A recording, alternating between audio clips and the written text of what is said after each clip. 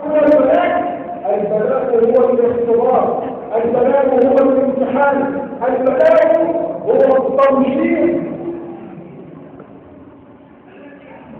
لينظر احدنا الى الاخر حينما يبتلى، هل الله عز وجل لا يعلم ماذا تفعل عند الابتلاء؟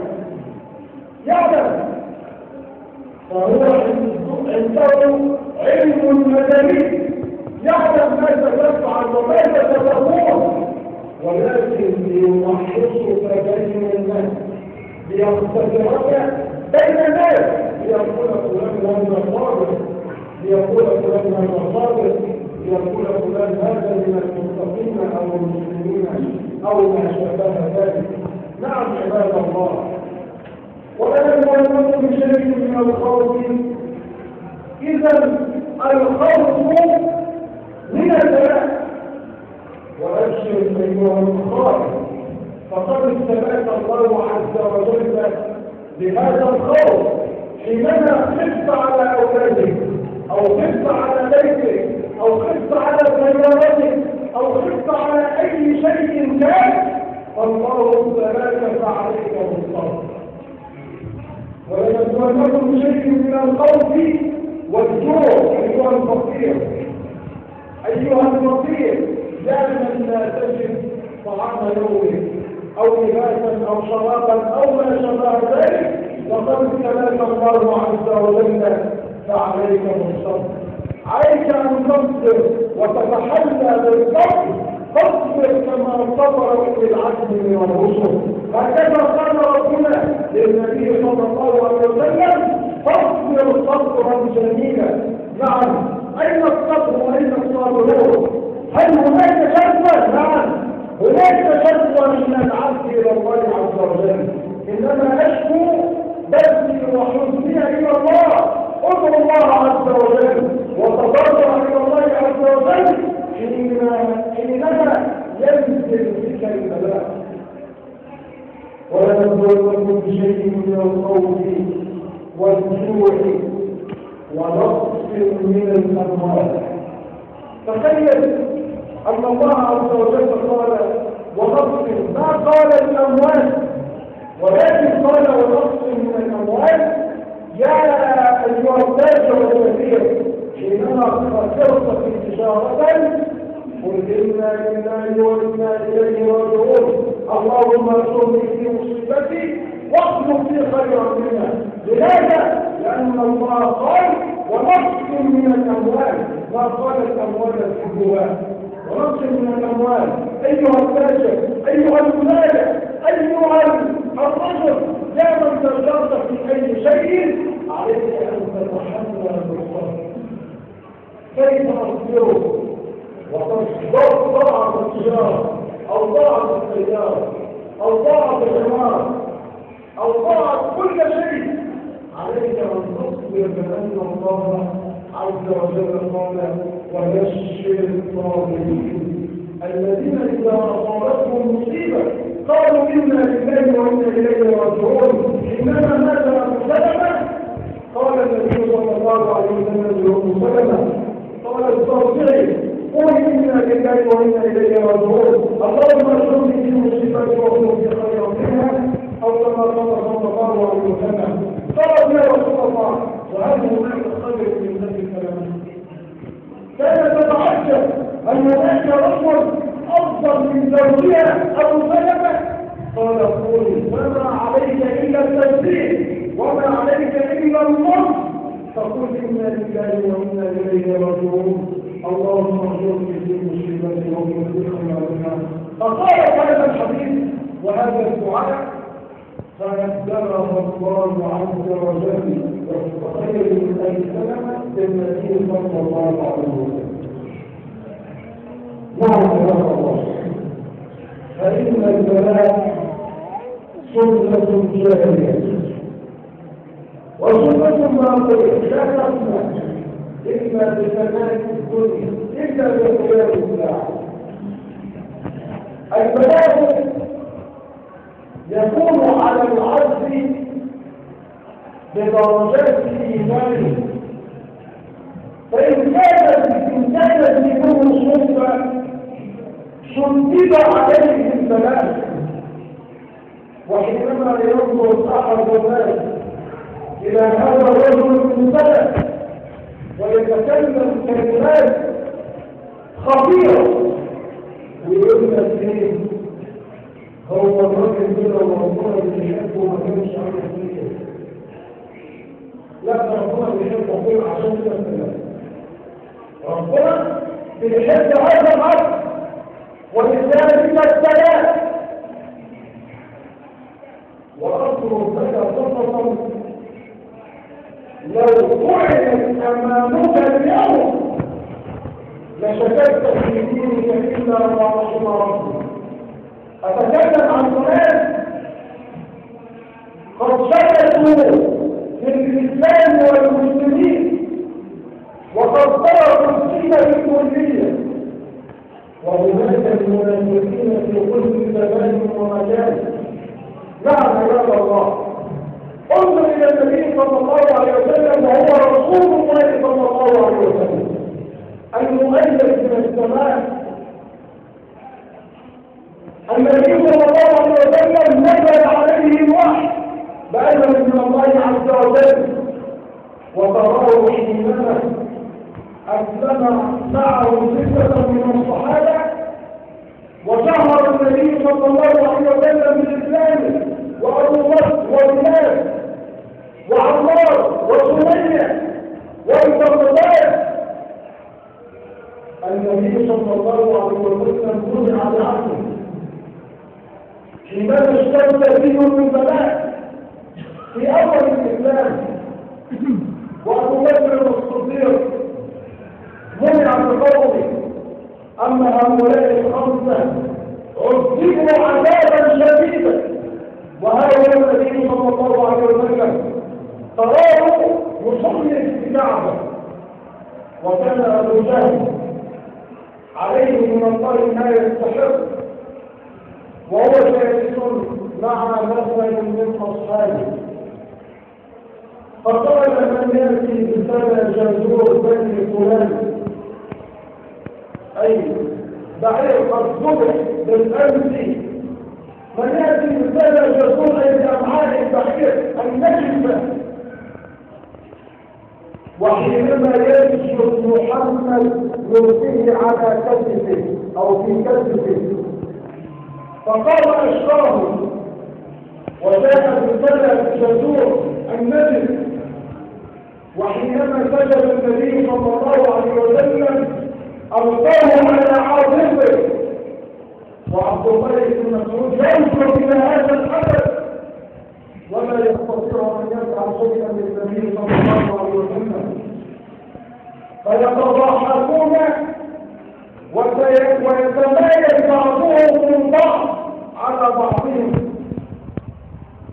وحينما قال سجود النبي صلى الله عليه وسلم على كتفهم هذه الأمعاء النجسة، فقال من يأتي بفاطمة لتنظر إلى أبيها، فقال أشرهم أيضا وأتى بفاطمة وأزاحت هذه الشنورات من على عاتق النبي صلى الله عليه وسلم والتفتت إليهم تصف هؤلاء، وقام النبي صلى الله عليه وسلم من سجوده وارتفع صوته ودعا الله عز وجل ورفع يده الى السماء، وكان اذا دعا ثلاثا واذا سال ثلاثا، فقال اللهم عليك بقريش. وكانوا هؤلاء ضعفوا فيهم، كان النبي صلى الله عليه وسلم إذا دعا خافوا منه. فعليك بالدعاء أيها المظلوم، عليك بالدعاء أيها المبتلى. ها هو النبي صلى الله عليه وسلم يدعو عليهم بأسمائه. اللهم عليك بابن جهل ابن جهل، اللهم عليك بعتبة، اللهم عليك بسعد معين، وسمى أسماء طبعا. فيقول الله والله لقد رأيتهم صرع يوم بدر، لقوا كلهم ميتين. والنبي صلى الله عليه وسلم يخاطب هؤلاء: يا عقبة يا شيبة يا عمرة الجلل، لقد رأيتم ما وعدكم ربكم حقا. فتعجب عمر: يا رسول الله أتكلم الموتى؟ قال: نعم والله كنت أسمع به منه، أو كما قال صلى الله عليه وسلم: نعم يا عباد الله، أنت لو رأيت رجل الآن أو شيخا كبيرا قد ابتلي أو شتم أو عذب فتقول إن هذا الرجل ربنا ما بيحبوش. ليه عنده لك لو ربنا بيحبه ما كانش عنده كده؟ يعني النبي صلى الله عليه وسلم مع ذلك كان يرفق بثمانية الكعبة، كان يرفق عند الكعبة أيضا. وحينما أسلم معه هؤلاء الصحابة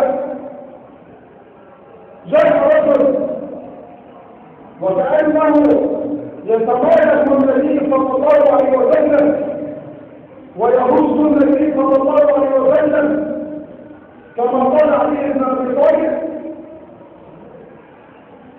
فقال: أأنت الذي جعلت الآلهة إلها واحدا؟ وما كانش حد يقدر يتكلم في هذا الوقت وفي ذاك الزمان، وابتلي النبي صلى الله عليه وسلم من هؤلاء المشركين. ويأتي أبو بكر الصديق ليدفع هؤلاء عن النبي صلى الله عليه وسلم ويقول: أتقتلون رجلا أن يقول ربي الله؟ إن كلمته إن هو يقول لا إله إلا الله محمد رسول الله. يقول علي بن ابي طالب: والله ما استطاع أحد أن يختلف بالنبي صلى الله عليه وسلم أو يدافع عن النبي صلى الله عليه وسلم في ذاك الوقت وفي ذاك الزمان إلا أبو بكر الصديق. حتى كان يقول معادلة، فيقول لهؤلاء الصحابة من يحكي لهم القصة علي بن ابي طالب فيقول: أمؤمن آل فرعون خير أم أبو بكر الصديق؟ فسكتوا وسكت علي حتى بكى بكاء شديدا. يقول: فبكى عليكم حتى اخبرنا بتحيته فرفع رأسه قال: ألا تجيبوني؟ والله ساعة واحدة من أبي بكر الصديق خير من أجل ساعة المؤمن آل فرعون. مؤمن آل فرعون كتم إيمانه أن أبي بكر الصديق أعلن إيمانه وإيمانه. نعم، وفعل بالنبي صلى الله عليه وسلم وابتلي ابتلاء شديدا. هل فعل بكذلك؟ هل فعل بكذلك لنصبر على طريق الحق وطريق الاستقامة؟ النبي صلى الله عليه وسلم في موقف آخر وهو يقف بجوار الكعبة فجاء عقبة بن أبي معيط عليه من الله ما يستحق، فمسك بمنزل النبي صلى الله عليه وسلم ولف صوتا على رقبة النبي صلى الله عليه وسلم وخنقه خنقا شديدا حتى كادت روحه أن تخرج. فابتلي النبي صلى الله عليه وسلم وجاء رجل أبو بكر الصديق يدفع هذا الرجل ويقول: تقتلون رجلا ان يكون رضي الله. نحن عباد الله عليك ان تتحلى بالصبر، فاذا ما رايت ربنا لا تشمت ولا تفزع، بل قل: الحمد لله الذي عافاك، الحمد لله الذي ابتلاك، الحمد لله الذي عافانا مما ابتلاك به وفضلنا على كثير ممن خلق تفضيلا.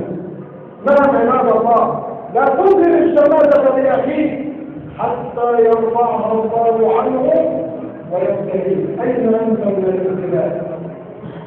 أين أنت يا عبد الله حينما تبتلى بلاء بسيطا تشجع وتخرج إلا ما رحم ربه؟ فهناك أناس صابرون، هناك أناس يمشون على الضرب، هناك أناس يمشون على الكتاب والسنة، ولكن عباد الله فذكر إن نفعت الذكرى، فذكر إنما أنت مذكر. نعم لا بد أن يذكر بعضنا بعضا. النبي صلى الله عليه وسلم ابتلي ابتلاء شديدا، واذكر حينما ابتلي في انجيله ابتلي في اصحابه، فكان حينما اسلم مع النبي صلى الله عليه وسلم هو وابو بكر الصديق عذبوا عذابا شديدا حتى أذابوهم إلى ما يريدوا إلا بلاد النهار. عمار بن ياسر جاء بأمه وجاء أبو جهل عليه لعنة الله وضعناه بحربه في قبولها حتى ماتت واستشهد في سبيل الله. وكانوا يعذبون عمارا، يعذبوه عذابا شديدا بالنار. فكان النبي صلى الله عليه وسلم يمر على عمار ويمسح على راسه ويقول للنار يا نار بردا وسلاما على عمار كما كنت بردا وسلاما على ابراهيم. وبذلك كان يفرح عمارا بدعاء النبي صلى الله عليه وسلم له. وكانوا يعذبونه عذابا شديدا حتى أذابه وذكر الآلهة بخير ومال من النبي صلى الله عليه وسلم فتركوه. وذهب إلى النبي صلى الله عليه وسلم قال كيف أجد قلبه؟ قال مطمئن بالإيمان يا رسول الله صلى الله عليه وسلم. وهو بلاد الأرواح كانوا يعذبونه عذابا شديدا ليس لهم مثيل، فكانوا يلبسونهم الدرع الحديد ويوقفون في الشمس. وما أدراك ما الشمس بمكة وما حرارة مكة حتى يجيبوهم على ما يريدوا. وكان بلال لا يجيب وكأنه استحى هذا العذاب، هذا نفسه في سبيل الله عز وجل. فكان يأتون ببلاد ويلقونه على ظهره ويأتون بحجر ثقيل ويضعونه على صدره وينشرونه على لسان مكة وسلموه للصبيان يعذبون ببلاده. لماذا أيها الكرام؟ ليرجع عن دينه، ارجع عن دينه واذكر الآلهة بالخير. فكان يقول أحد كما قال بعض العلماء، كان يقول أحد كان يغيظ هؤلاء. هم يقولون الآلهة هو يقول لا إله إلا الله، لا إله إلا الله، أحد ليس مع الله شيء. وجاء أبو بكر واشتراه وأعتقه اشتد بهم العذاب. وهو خطاب بن الرب يدخل على النبي صلى الله عليه وسلم في الكعبة، يا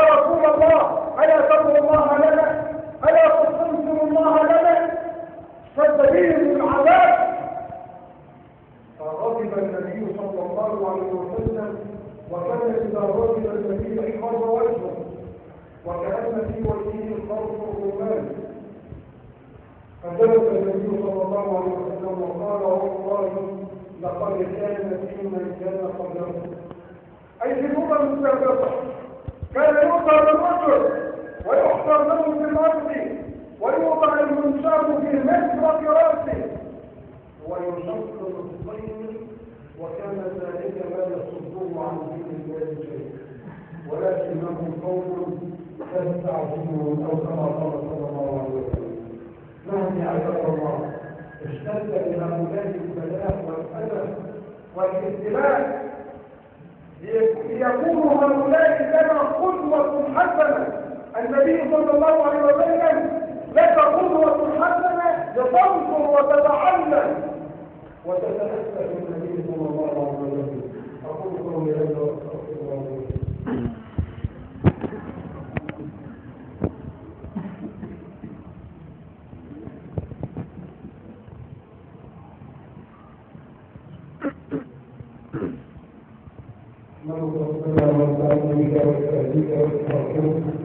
وأشهد أن لا إله إلا الله وحده لا شريك له وأشهد أن محمدا عبده ورسوله أما بعد.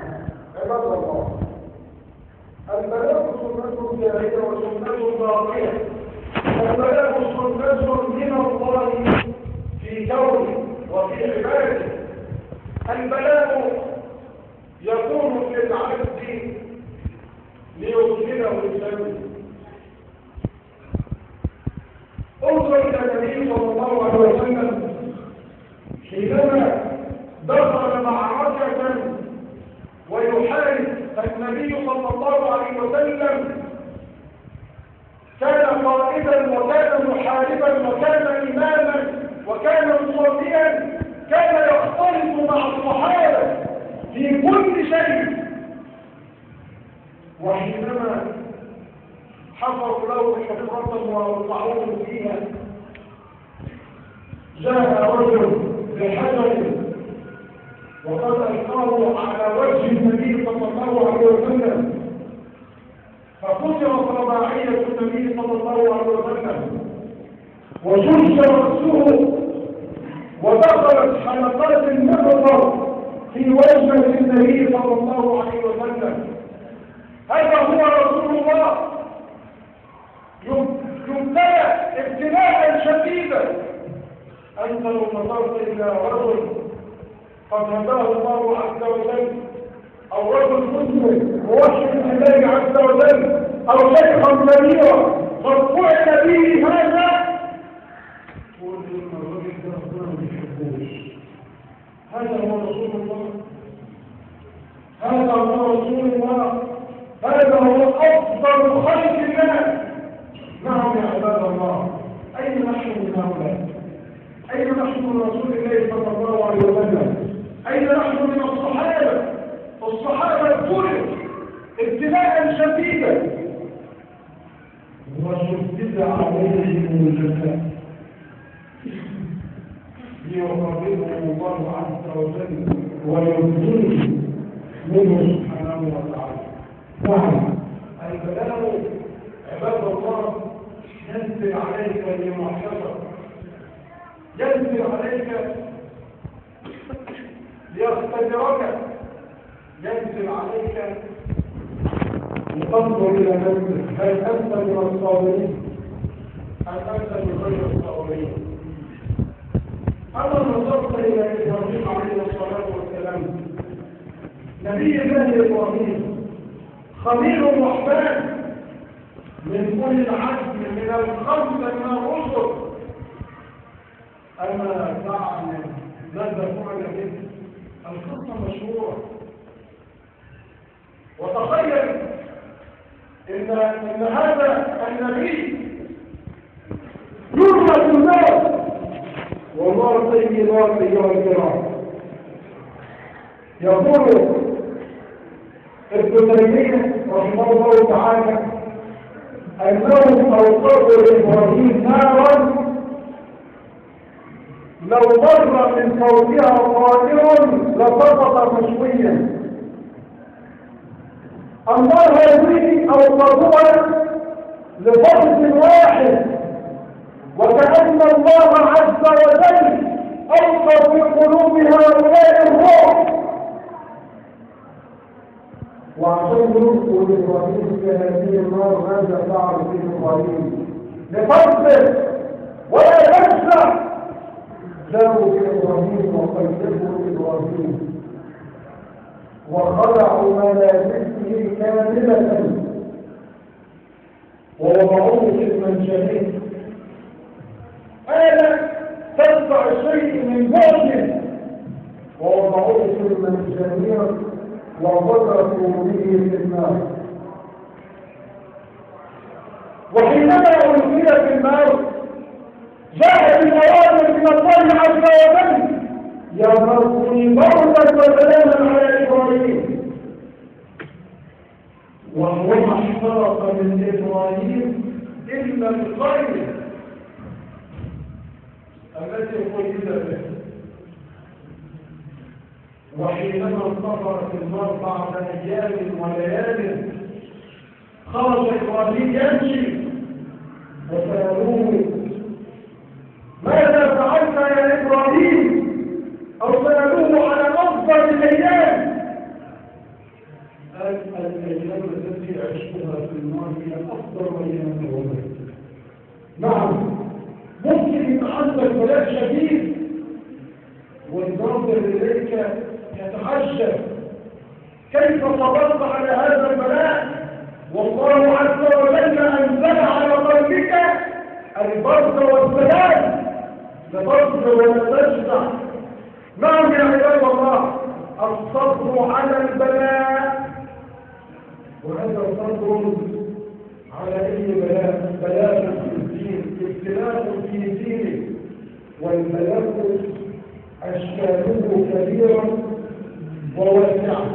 كما قلت أن البلاء متنوع، يأتي بلاء في الجسد، وبلاء في الزوجة، وبلاء في الولد، وبلاء في التجارة، وبلاء في الزرع، وبلاء في المال.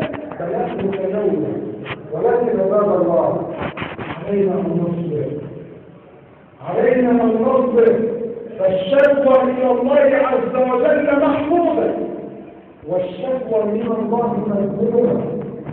لا تشكي الله إلى العباد، فنشكي إلى الله عز وجل. إنما نشكو بثي وعيدنا إلى الله. اللهم اغفر لنا ذنوبنا واسرافنا في أمرنا وثبت الله أقدامنا وانصرنا على القوم الكافرين. اللهم اغفر لنا الذنوب واغفر لنا العيوب وبارك لنا السعادة وفرج لنا الكروبات. اللهم اجعل بلدنا مصر امنا وسائر بلاد المسلمين. اللهم انزل علينا الامن والامان.